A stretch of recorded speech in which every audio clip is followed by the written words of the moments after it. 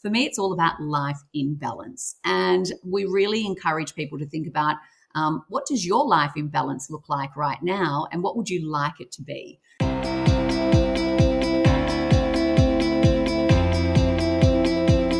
For today's episode, I'm joined by Shannah Kennedy and Colleen Callander. Shannah is a master life coach and life planner with 20 years of experience. She has coached elite athletes, CEOs, entrepreneurs, high-performing executives and teams. Colleen Callander is the former CEO of two iconic Australian fashion brands, Girl and Suzanne. She has a track record of building brands and cultures and has inspired and empowered people throughout her career. In today's episode, we talk about well-being, the importance of setting boundaries, burnout, habits, and much more. All right, let's jump into today's episode.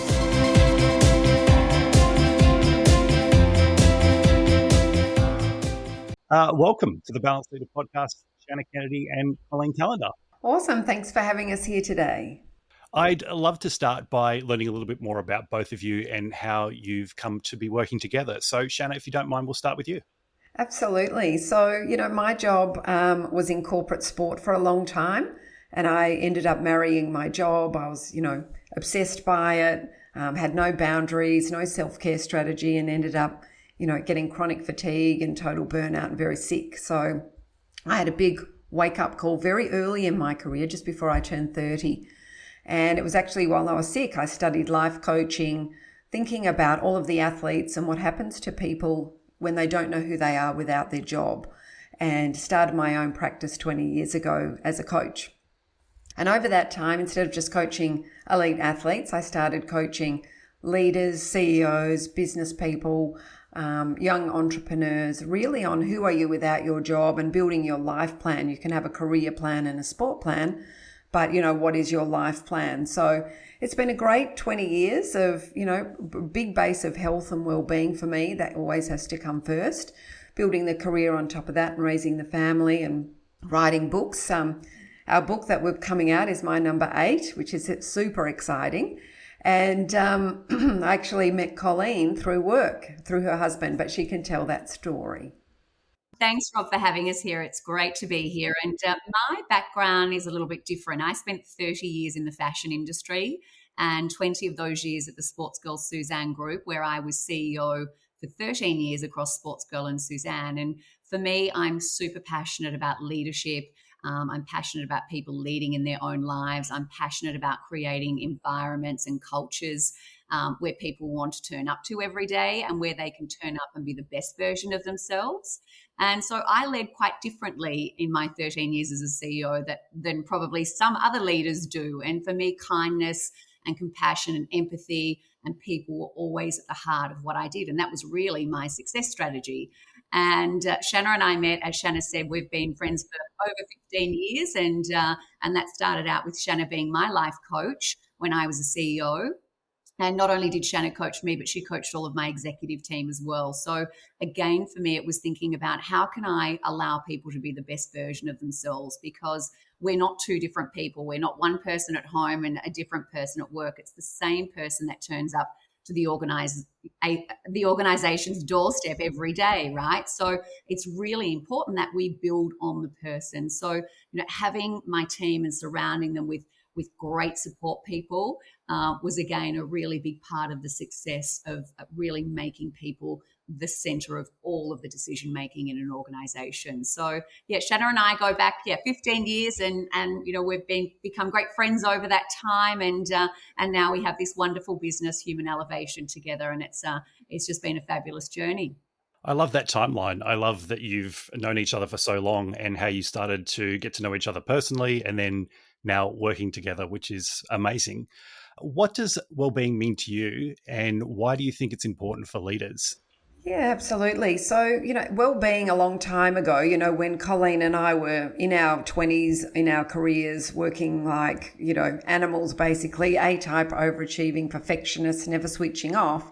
When you don't have a base of well-being, you end up burning out. We both burnt out and had to unpack all of those bad habits and then rebuild so we can have longevity in our careers. So the base of well-being was never talked about, but now it's really come to the forefront, which is fantastic.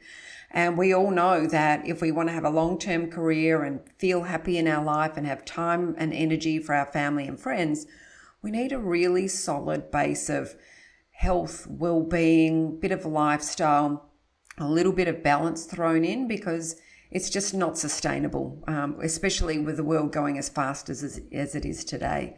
And I think for leaders, if they want to be able to lead, they have to lead by example.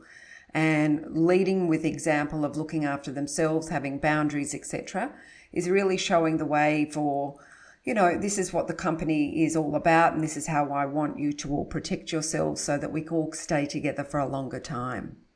Yeah, absolutely. And I just want to pick up on a word you said there, seeing as the title of this podcast is the Balanced Leader Podcast. You mentioned balance. What does that mean to you?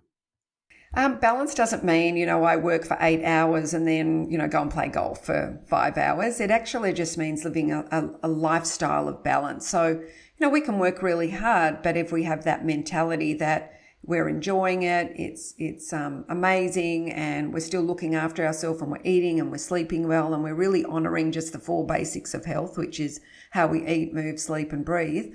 I think that when we have that kind of balance and we're doing some intentional recovery, we can work really hard, but we need some intentional activities that restore the fuel tank.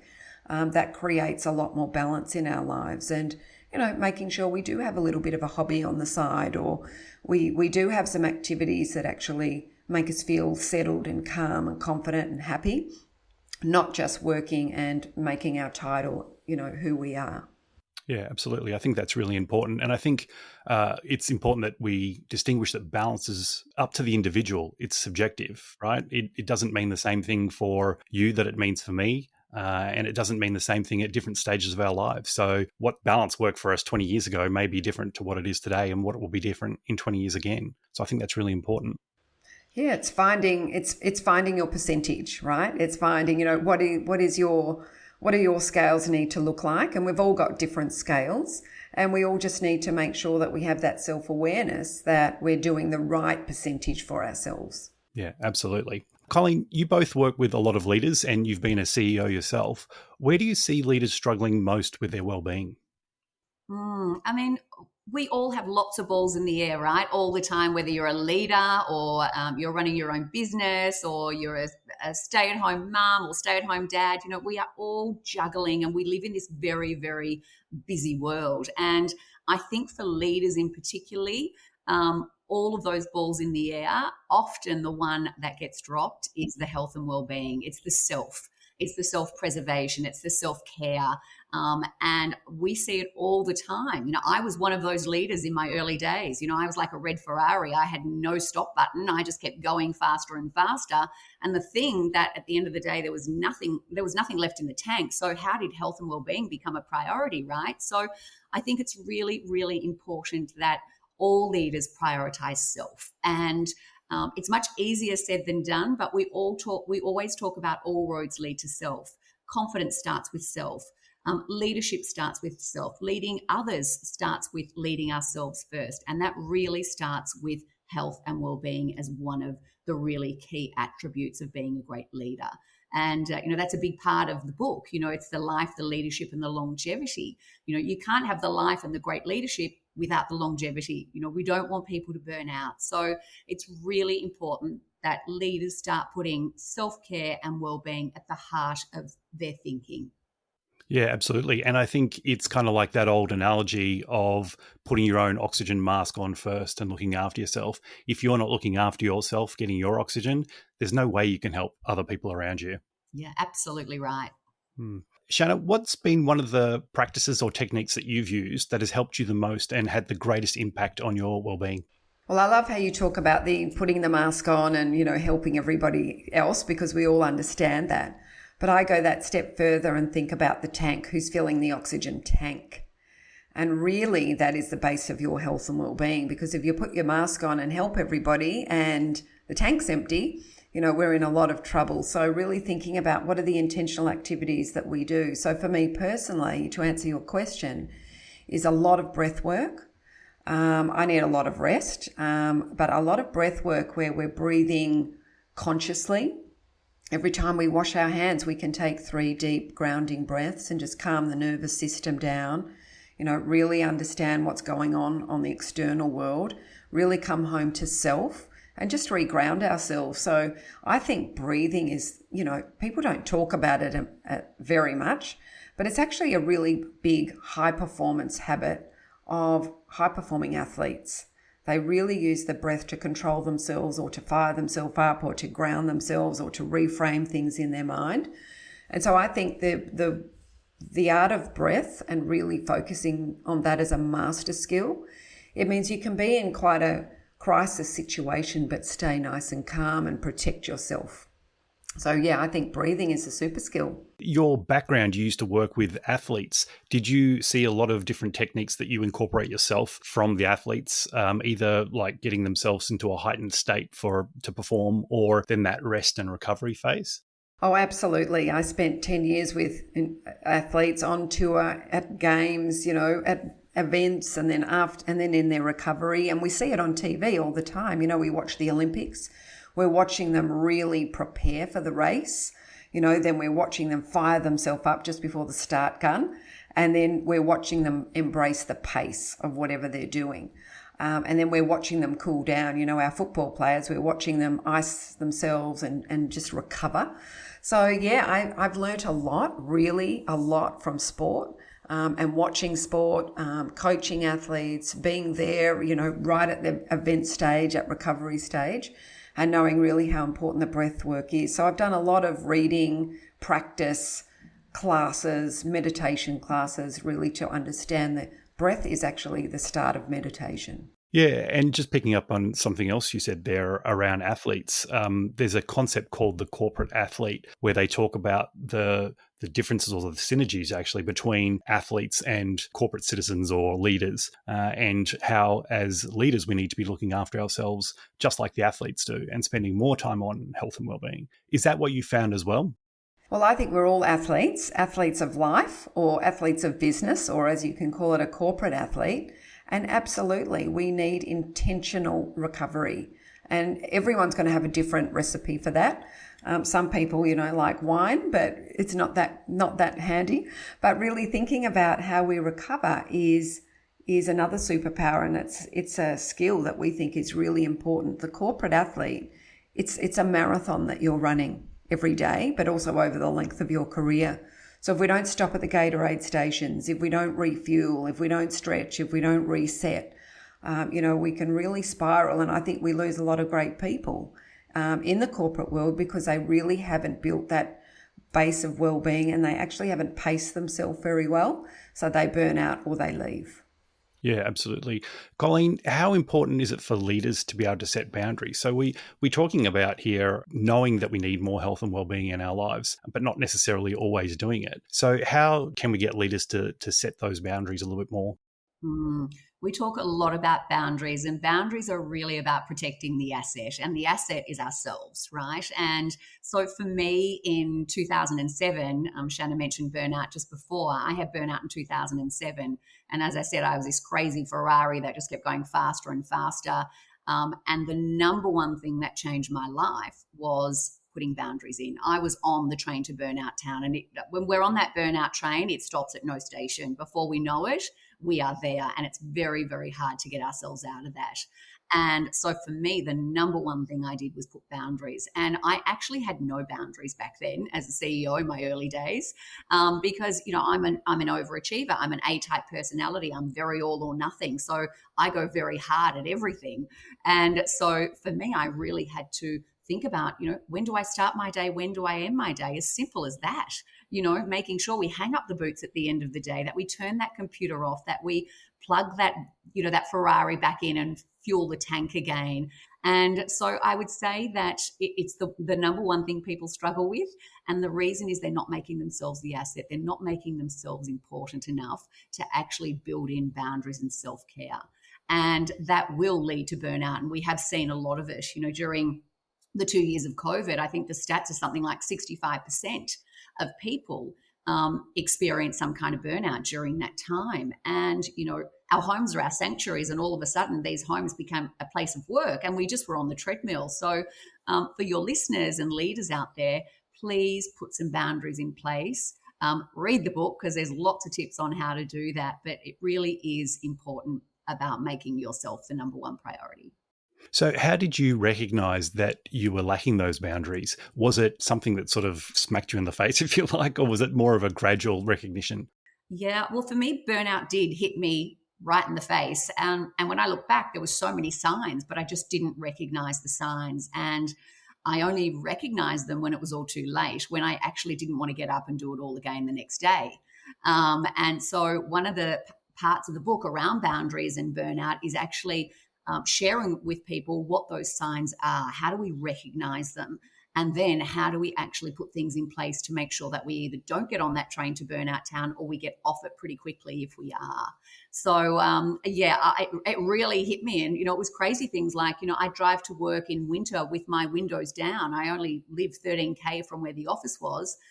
It's freezing cold and I've got my windows down and the air conditioner on so that I could stay awake on the drive to work. You just feel completely depleted and exhausted all the time. For me, it was getting a coach. I actually took 3.5 months off. I put the Ferrari in for an overdue service, and then I returned, and I was CEO for 13 years with no burnout. High performing CEO, high performing brands with no burnout. So it's just putting those boundaries in place. So picking up from Shannah's analogy before, the Ferrari was in the garage ready to go, but perhaps the tank was a little empty. It was totally empty. And, no car operates unless we, put it in for a service. We fill the tank, we put air in the tires, we pull into the pits every now and then. No car operates unless we do those basic fundamentals. And we do talk about it as your basics.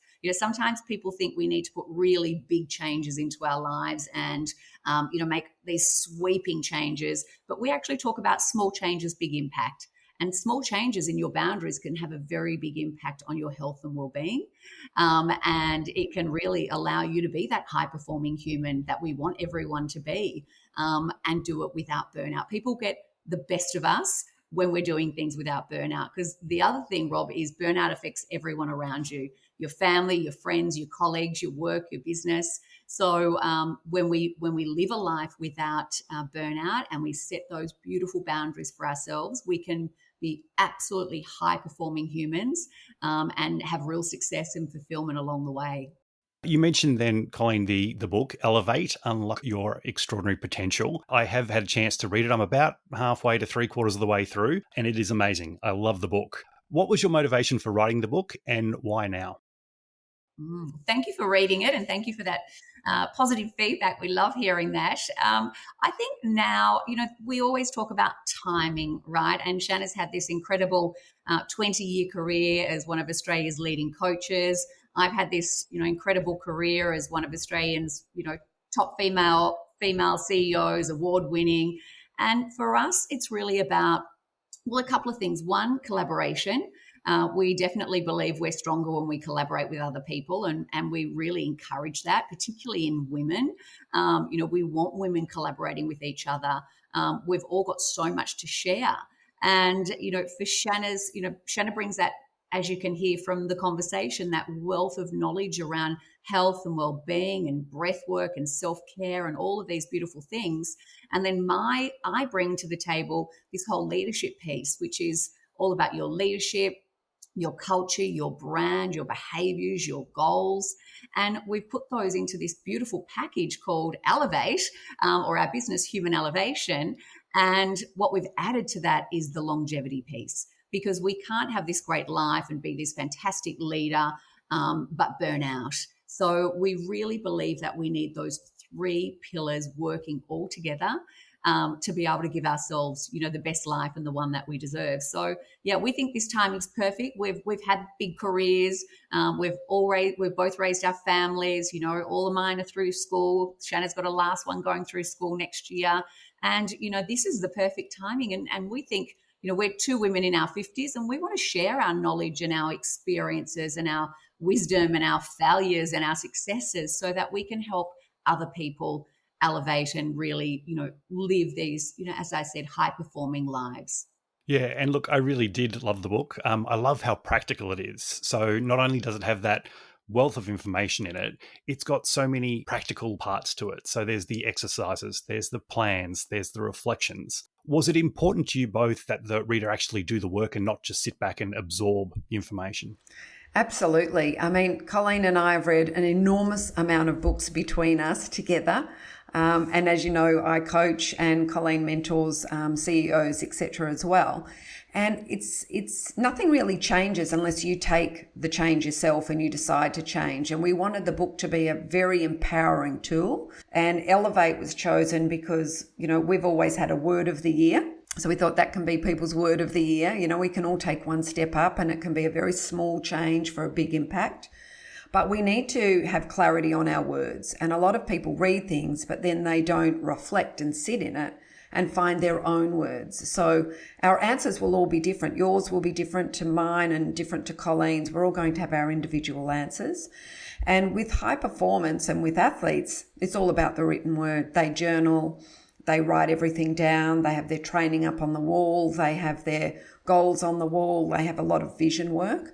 And so we wanted to really incorporate that high performance athlete overlay and learn from them and actually apply that into our normal everyday lives, because it is very powerful and it does really work. So when you're writing down every chapter, what is a habit that you want to stop doing that no longer serves you? Let's really write that down and own it. And then what do we want to start doing that's new and fresh for the year ahead? And then what do we want to keep doing that's already serving you that you never want to stop doing? And when you have that clarity, we always say the mind needs a map. When you have that clarity, it makes decisions very easy. It can set boundaries easy as well, because it actually knows, this is the path that I want to stay on. So we think it's really important for people to empower themselves and find clarity for themselves, and to pop it up on the wall and to write down their answers and highlight all through the book. It's a very tactile sort of book, so that, people feel like, yeah, I really know who I am and where I'm going and how I'm going to get there. And I love the start, stop, continue framework, because I think a lot of people are already doing great things. So there are some things that we shouldn't be throwing out that we could perhaps build on, that we can continue doing. But there are some things there that we could add as well. So I like that reference that people can really keep what they're doing, but build on it, maybe improve a little in other areas. Yeah, it's like, as Colleen said, you put the Ferrari into the garage and you pop the lid and you just fine tune, they're not big sweeping changes. They're just small changes of habit that when you pop the lid down, and you can be doing this constantly all year, it's just fine tuning the way that we eat, the way that we sleep, the way that we move our body, the way that we lead, the way that we show up to work. Our mindset, I think we can just constantly be tweaking. And I love that reference of small tweaks, because I think we're coming up to New Year. So a lot of people are thinking New Year's resolutions. What am I going to change? And I'm going to do these massive things. But then they quickly stop by about, I think January 18th is the research that says it's all over. And they're like, oh, I'm not doing that anymore. Yeah. So I love that you've started with small incremental changes, focus on those, build on those, and then see the success. Absolutely, absolutely. And I think people's New Year's resolutions really do go in the bin because they don't write them down and they don't see them on the wall. So, it's just too easy to forget and life gets in the way. So Colleen and I were very passionate actually about people writing and then also having the ability to put that on the wall for themselves. Excellent. Colleen, you mentioned before the 3 pillars of the book, so life, leadership, and longevity. Why did you choose to focus on those 3 specifically? Well, there's a lot of books and a lot of people out there talking about leadership in one space, and there's a lot of people out there writing books and talking about health and well-being. There's probably not enough books out there talking about longevity.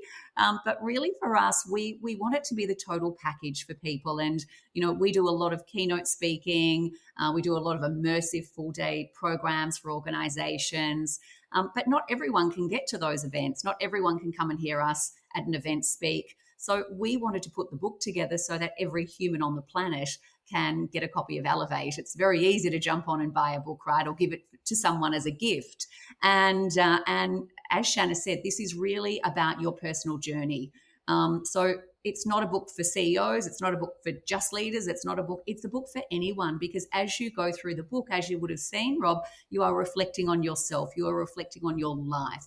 You're reflecting on your leadership. How do you want to show up every day? What do you want to add, keep, or, start, stop, keep doing to be that best leader that you can be.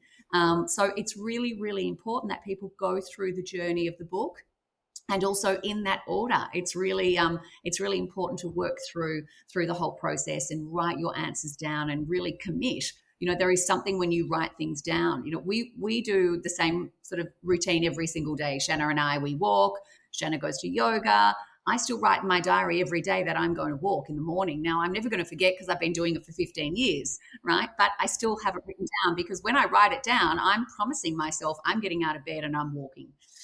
So there is something really, really powerful about writing things down. So we really encourage that throughout every chapter of the book. Yeah, and you just mentioned there, Colleen, about, I think you're alluding to a morning routine. So how important is that morning routine for you both to get set up for success for each day? Yeah, we're both very passionate about our routines and our boundaries and our rituals. And, we, as I said, we're very structured in the way we do that. And for me, I always think the way I start my day is the way my day is going to continue. So if I start it, we talk about the 3 M's: make your bed, mindfully breathe, move your body every morning before you open up to the world. Because the second you open up to the world, you are open, right? You are open for business, and you have all of these things flooding in: emails, internet, breaking news. So for us, it's really important that we do that morning ritual. We fill those tanks right up, and then we can attack the day with purpose and intention and full of energy. Doesn't mean we don't have little bumps along the way. Life's not perfect, but when your tank's full, you can actually manage through those challenges and those bumps, and get through those. So yes, that starting our day and finishing our day has very, very clear bookends and very clear rituals. So if we break down those 3 pillars a little bit more, so let's start with the first one, life. What can readers expect in that first section of the book? Yeah, great. Life's all about self-awareness. So we can't do anything unless we really put the Ferrari in and see where it's at. So we actually need to think about ourselves as the asset and think about, what's really happening and who am I? So we go through, what are your strengths and what are your values and what's most important to you in life, and get really, really clear on that, because that's the base of how we're going to make decisions in the future. We talk about really having a vision for yourself, your 10-year-older self, and thinking about, what do I need to be doing today for my 10-year-older self, and where do I want to be financially, and what do I want that picture to really be like, and really getting you to sit in the thought of, what is the map that I want to create for my own life. And then we talk about what is the mindset that's going to get you there. Have you got a growth mindset or a fixed mindset? And really thinking about how we can open up to new opportunity and think bigger probably than we ever have thought before, and give ourselves permission to dream. And then we talk about health. And I think that's really important, because a lot of people don't understand there are 4 different sections to health, which is physical, mental, emotional, and spiritual, and really understand where you're at with those. And then your confidence, we finish with confidence in that section, and thinking about, all roads lead to confidence, and confidence is a muscle, and it's something that we need to practice every day, and that we're not all born confident. So really that nice foundational layer is set in the book, where you feel like, I really know myself. I've got a lot of things to stop doing and start doing and keep doing. And now I can really turn into, how do I lead myself? And I love that you just said that we're not all born confident, because I think sometimes, especially younger or newer leaders, think, everyone's got this figured out and it's just me. And that's where that imposter syndrome comes from, right? So I love that you say how important confidence is, and that it's a skill and a muscle that we can work on. Cool. So the next section, Colleen, is on leadership. So this sounds like it's in your wheelhouse. Tell us a little bit more about what's in this section of the book. Yes, well, each pillar has 6 chapters, as Shannah was describing there. But for leadership, it's really about, again, that self-leadership. We talk about 70% of leadership is the way we lead ourselves. And I think that's where so many leaders actually go wrong. They think it's about leading other people, but we can't lead anyone else until we lead in our own lives. And you actually don't need a title to be a leader either. So again, this book is not just for leaders, it's for anyone, because we have to be leading in our own lives. We have to lead ourselves first. The structures, the boundaries, the disciplines, the positive mindset that we create for ourselves. And so in this section, we talk a lot about leadership, obviously, about brand, and not just the brand we work for, but the brand of ourselves. because we actually work for ourselves at the end of the day. We are the brand. And, what does that look like? And how do we really make positive changes to really set that brand apart and really be true to ourselves? And we talk a lot about culture. I believe that culture goes from the top to the bottom and the bottom to the top. And a lot of people think culture starts at the top, and yes, it might, but it actually has to go through your entire organization for it to really be a culture that people want to turn up to every day. And we talk about behaviors, goal setting, and that habit stacking. And, really, again, those small habits that we can do and stack on top of each other every day to start to be that leader that we want to be, really deciding what are those things that we want to add to our lives to actually be able to show up as the best leader we can be for ourselves and then for everyone else around us. I did pick up in the book that you went and talked about habit stacking. So, Shannah, perhaps you could describe a little bit more what is habit stacking and how effective, or how can we use it most effectively? Yeah, habit stacking is connecting one habit to one that you've already got. So, you already brush your teeth. You already shower, you already drive your car. So thinking about, what could I add on top of that? So, when we drive our car, we could have a little note that says 3 breaths every time you're at the lights. You're already brushing your teeth in front of a mirror. So you could look up and do, some breath work. You can do some mirror work to really connect with yourself and be kind and compassionate and empathetic to yourself. You're already having a shower, so you could do some mindful moments in there and smell the soap and take the breath and just really center yourself before you open up for the day. So we talk about habit stacking as, if you're already washing your hands and brushing your teeth, maybe you could have a glass of water after that. So we stack things on until they become normal, and then we stack something else on, because when we try to start a whole habit all on its own without connecting it to something that we're already doing, we find it just doesn't last very long. So it's a much better way of creating a new habit for yourself. Before you go to bed, you could put your alarm on and your clothes out for the morning walk, and that becomes a part of the habit. So this is setting people up for success. So it's allowing them to say, okay, this is the habit I want to form. Let's, instead of, again, starting something massive or new, let's just tack on to something I'm already doing and set me again in that right direction. Is that right? Yes, absolutely. I mean, we all want the afternoon snack already. So, I already want my chocolate at 3:00 in the afternoon. And I'm allowed to have that, but the new habit is I have to have an apple and some cheese and some walnuts and some Brazil nuts, and then I'm allowed to have the chocolate. So it's a habit that's actually stuck for a very long time because it's my pathway to a chocolate.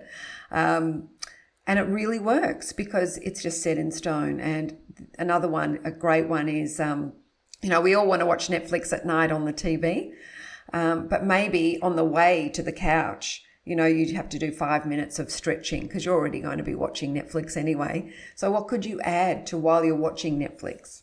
Yeah, absolutely. And I actually have next to my couch a yoga mat, which goes on the floor every night. I sit down there, I do my stretches while I'm watching. So I'm already habit stacking. Exactly. You're already doing it. Exactly. Perfect.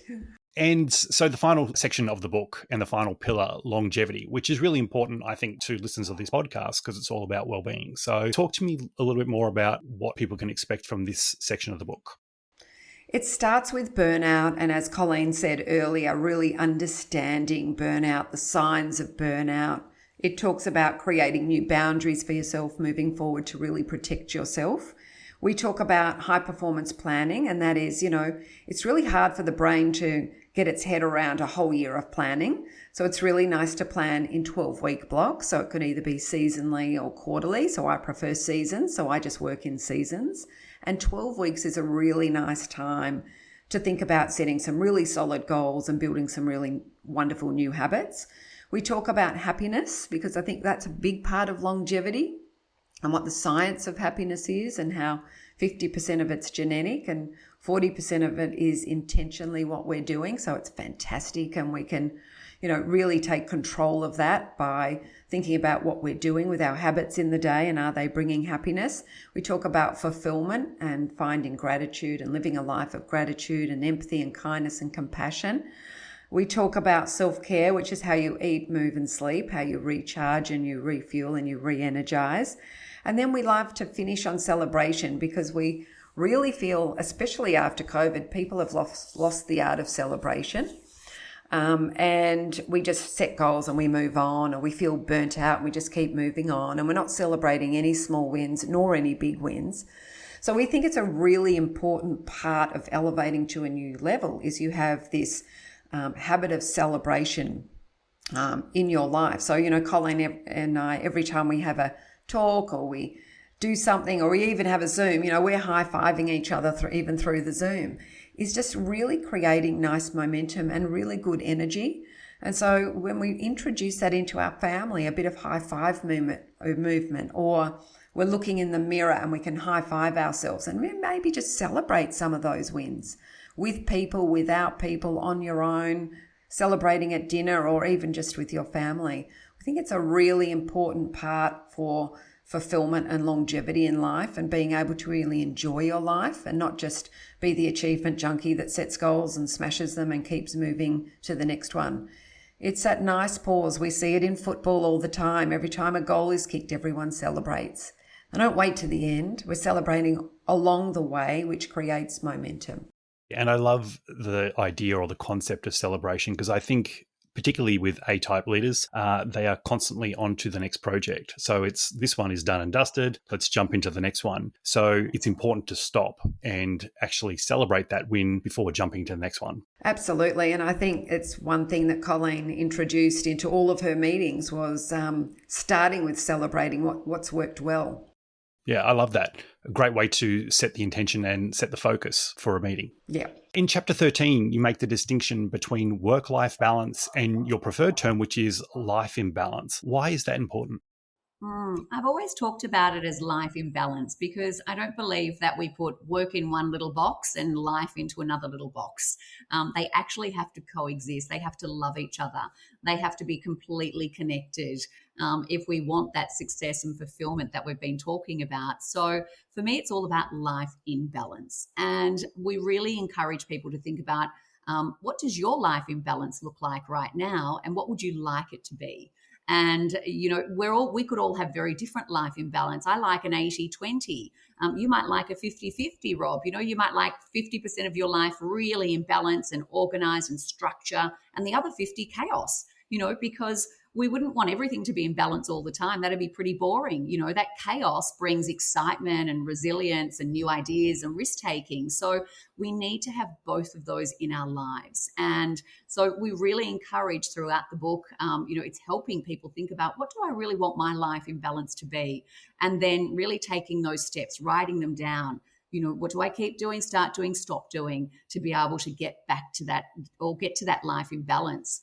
For me, when my life gets out of balance and the chaos starts to go from 20 to 30 to 40 to 50, my life feels completely out of balance. And so I know that I need to actually, change some things to get it back into that nice balance that actually allows me to show up every day, again, being the best I can be. So, I really encourage everyone to think about what is their life in balance, and what are the things that they can do as they read through the book to really get that in a nice place for them. And do you think that's best done intentionally, thinking about your own balance and what you might like that to be before maybe starting to feel you're out of balance?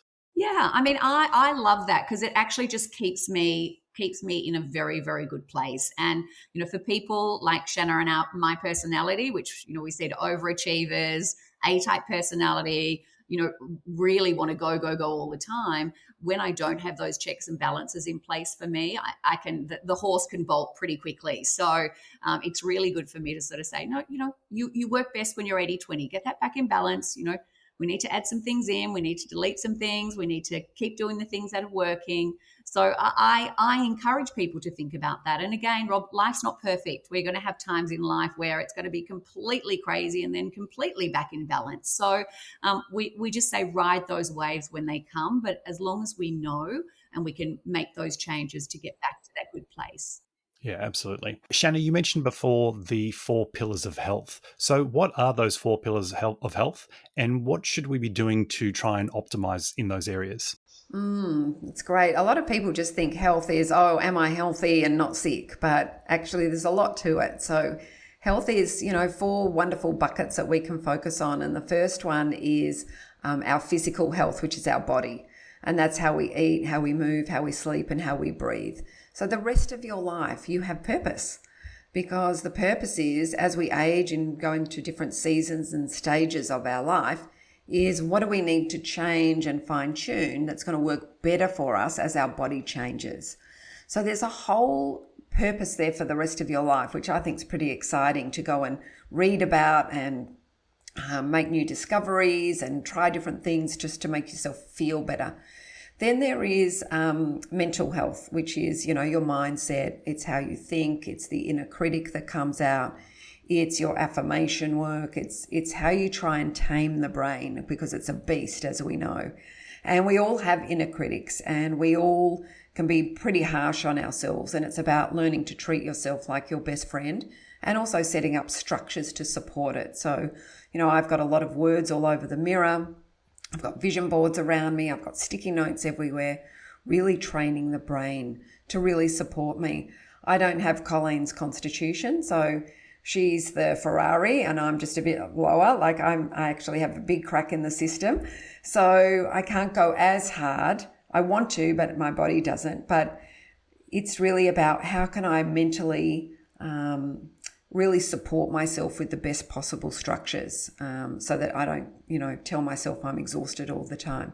And then there's our emotional health, which is how we feel. That's our heart space. And that's about kindness and compassion and empathy and gratitude. And we need to cultivate that for ourselves first before we can give it to other people. And I think a lot of people forget to cultivate it for themselves first. They want to give it all away, but the tank is really empty. So finding the gratitude for self and the kindness for self and the empathy for self is really important. And then the last one, spiritual health, which nobody talks about, which is really our sense of belonging and how important that is. And so for a lot of leaders, it's, oh yeah, I belong to the company, but you are not your job. So what happens after? So we need to think about community or family or a faith, or, for me, it's the universe. I'm a dot on the planet spinning around the universe. It's this, everything is so much bigger than me. Really, anything that I do is not that significant in the big picture, really. So it's that big picture perspective that I think is really important. Is there one of these four pillars that leaders or that people in general that you work with seem to struggle with the most in actualizing or optimizing it for themselves? I think spiritual health, because, we never taught it or nobody talks about it, but perspective is a really important thing.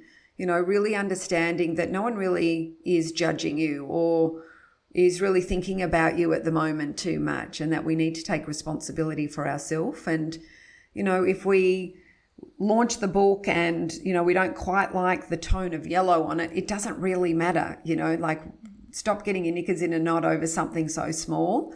Or, I know when I used to coach a lot of Colleen's staff, they'd be so upset about the colour of the swing tag. And, Colleen and I would say, well, we're selling shirts and we've just got to keep perspective here rather than ruining your health over things. So I think spiritual health is really important for people just to start opening up to. I think the physical health is pretty well covered. I think the mental health is getting covered. The emotional health is new. That emotional intelligence is coming in. And I think spiritual will probably be last in. Yeah, Shannah, you mentioned just then mental health challenges. And I think before COVID, probably, and even more so post-pandemic, it seems to be on the rise a little bit. Colleen, what do you think the future of leadership looks like with an increased focus on wellbeing and mental health? Well, we're very happy to see that there is an increased focus on wellbeing and mental health, and that organisations are really putting that person first. We always talk about human first. And I really do believe, Rob, that the organisations that do that well, that really invest in their people, that really think about, that life imbalance, really give them the tools to be able to build on that health and well-being and make it a priority in the organisation, are the ones that will thrive. I absolutely believe that. Shannah and I are working with a lot of them, and I think they're the ones that are going to do exceptional things in the future, because the people feel very connected to brands that care for them. For me, I always wanted to create a place, whether it be at Sports Girl or Suzanne, where people wanted to turn up to every day, where they wanted to come and give me their blood, sweat and tears, where I created this place that was safe for them. And when I say safe, it doesn't mean, a place where people can just do whatever they like and get away. Safety and kindness in an organization means that we create environments where people feel bigger than just the seat they sit in, that they feel empowered to share their voice, to share their ideas, that they can take risks. And if, something doesn't go quite to plan, they're not going to get thrown under the bus for it, that, we can get back up and have another go and try it differently the next time. So I think the organizations that really operate like that and really think about the person are the ones that will be doing amazing things in the future. Shannah and Colin, this has been such a great conversation. I think the listeners are really going to take away a lot of actionable advice, and hopefully they're going to go out and buy the book. What's one question that I didn't ask you that maybe you'd hoped I would have before the interview, and how would you have answered? Colleen, we'll start with you if that's okay. Yeah. Well, I think about, we're all so busy. We've got this thing about being busy, and we do all have busy lives. That's so true. And, we often have people say to us, Rob, I'm too busy to focus on my health and well-being, or I'm too busy to build that relationship, or I'm too busy to build my career or learn new things. And we will say to people, well, then it's not important. So, because if things are important, you'll make them happen. You will find a way to fit them into your life. If your health and well-being is important, then you will build boundaries. You will make yourself the asset. You will build self-care in. You will do all of those, wonderful things. If your career is important, you will build that. You will network with people. You will add skills to what you're doing. You will try new things. You'll step out of your comfort zone. So we're going to say to people, yeah, life's busy, but think about what's really important. And when it's important, give that box a big tick, make it happen. That's really where the success starts to really flow. We really need to make this a priority, and it can't be a second thought. It needs to be something that's front of mind, always, every day, starting the day, putting it first. I think that's really important. Absolutely. Shannah, what about you? I think it's really a question is for leaders is, what's their plan? Because I think leaders, are in the cog, in the wheel, working really hard, totally focused on the business, which is fantastic. But what is their plan? Because, they can fall off. They can be thrown out. They can get sick. They could get injured. They could go through a takeover. There could be a restructure. And if they haven't done this work in the book about who they are and what kind of leader they are for themselves, I think people are really exposed, especially leaders are very, very exposed, that they need to be building their networks, creating their life outside of work as well, making sure they've got their financial plan in order, their health plan in order, their life experience and bucket list in order, because we find a lot of them have regrets because they were so focused on their career and being a leader, which was fantastic, and leading everybody else, that it's really important to take that time to think about your plan and what's most important to you so that you can safeguard yourself at the same time, but also thinking about, when we feel that confidence that it brings, we can really lead others with an exceptional ability and insight into watching what other people are doing. Yeah, that's really important. If people want to connect more with you and find out more about what you're doing, how do they best do that? The best place to find us is on our website, which is www.humanelevation.com.au. And it talks all about the things we're doing, our keynotes. We walk the world. We take women walking. We've just come off Japan. We're going to the Camino next year. So you can find all about that.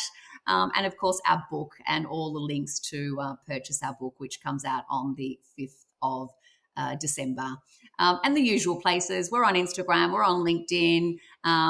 Our colour's yellow, so on the 5th of December, you're going to see it everywhere.